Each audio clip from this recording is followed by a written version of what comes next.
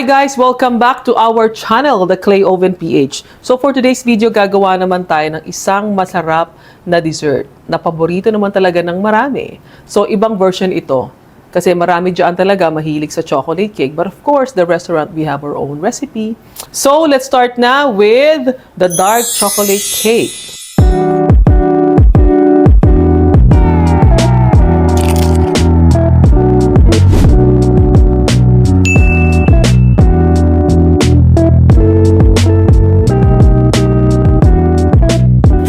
Start muna tayo with the dry ingredients. This is cake flour, sugar.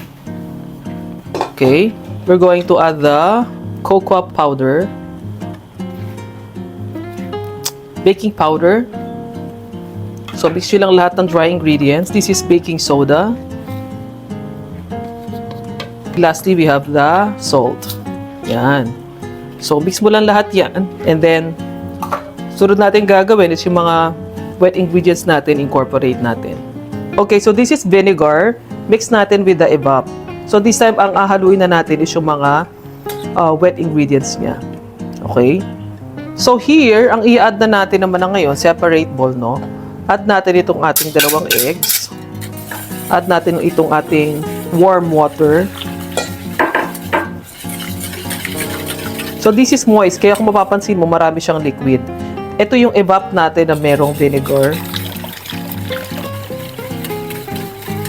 And then, add natin itong ating oil. So, add natin dito yung ating coffee. Okay. And then, yung ating, of course, vanilla. Yan. So, this is your wet ingredients together.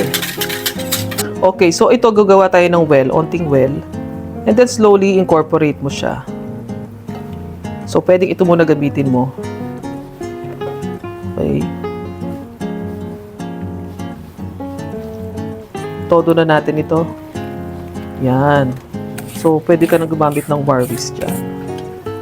Para mamaya fully incorporated siya. So, mix mo lang siya together. Pwede rin itong mano-mano lang. You don't have to have the physical treatment. Kaya naman siya. Si cake lang naman to eh. Para make sure walang mga lumps ay yung mga buo-buo ng mga sugar, ganyan. So as you can see, runny siya. Runny. Kasi nga, this is a moist chocolate. Sobrang dali gawin sa bahay nito. Like if you have simple birthday celebrations at home, you can follow this recipe. Mamaya gagawin natin yung ganache. So, yung feeling niya, either maglagay ka ng mga strawberry jam or mga berries, ganyan, gawa kayo ng compote. Yun ang pwede nyong gawin na palaman sa kanya. So, dapat wala na siyang lumps, no? Check nyo lang. So, yung may mga lumps na maliliit naman, you can mix it like that na lang. Okay. So pag smooth na siya, pwede na natin siyang i-transfer sa sa baking pan. So transfer na natin siya to pwede naman sa tatlong baking pan. Para dalawang layer. Lalagyan natin ng filling both. 2 layers merong filling. Okay. Okay, so ito yung ating preheated na oven, 250 degrees lang. Okay, bain-marie to kasi para talagang moist siya. So you need temperature on this one. You need to be very sure na yung temperature mo is tama. Kasi otherwise masisira yung cake mo. So 250 degrees lang. So this is the temperature. This is 250 degrees Fahrenheit. So until the toothpick that's inserted comes out clean, that's the time na pwede mo na siyang kunin. Okay. So this time we are going to make ganache for our dark chocolate cake. No? So, double boiler tayo. Mahina lang. Habang natutunaw yan, mag-add tayo ng konting cream. So, hintayin nyo muna siyang mag-boil ng konti.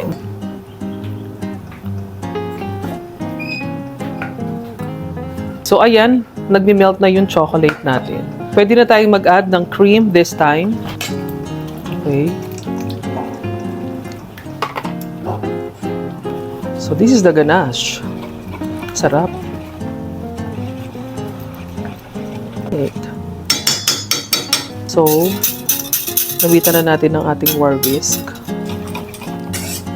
Okay. So, until completely melted na. Para makita nyo.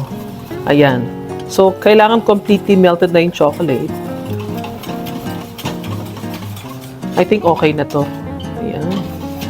Pwede na natin patayin yung apoy. And cool down lang natin siya. Mamaya ilalagay na natin sa ating chocolate cake.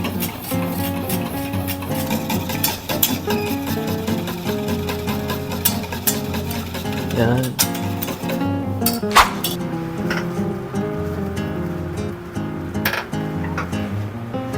So, para mas moist yung chocolate cake, so bubuhusan mo siya ng ganache para ma-absorb niya yung chocolate mismo, mixture. So, others, kaya sobrang tamis ang cakes nila, they use sugar syrup.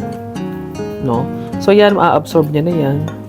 So, this is the pre-made na caramel sauce or caramel fudge. It's up to you if you want to have some caramel fudge. Pero ang sarap niyan pag nag-mix. And then let's go for another layer. Same procedure. Dahan-dahan lang. Kailangan ma-absorb niya yung chocolate ganache. Yung toothpick okay lang din kasi medyo malaki itong sa tintor. Pero okay lang kasi bahay lang naman. Pero pag sa restaurant, huwag yung gagawin to ha. So, to, unti-unti lang para ma-absorb niya talaga yung pinaka-sauce.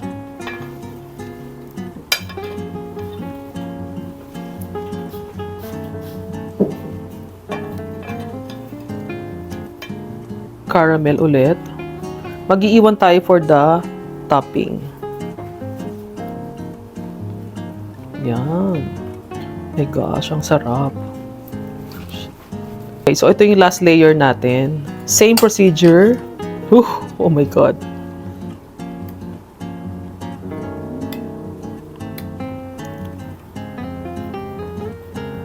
Wow, ang sarap. Naligo talaga siya ng chocolate sauce. Yan.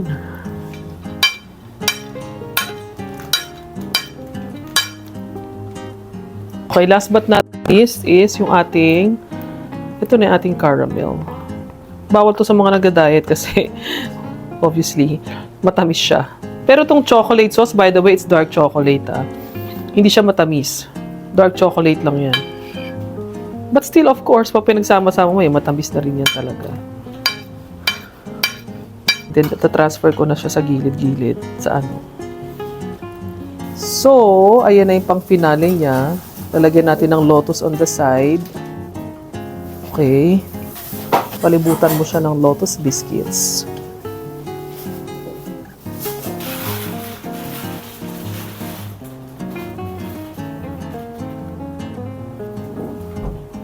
Yan.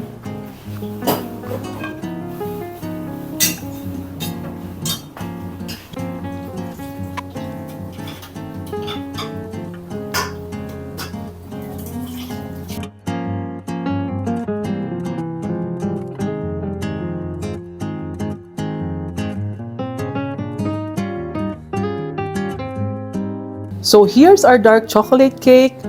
For more recipes like this, please don't forget to subscribe the Clay Oven PH. Until next time, bye!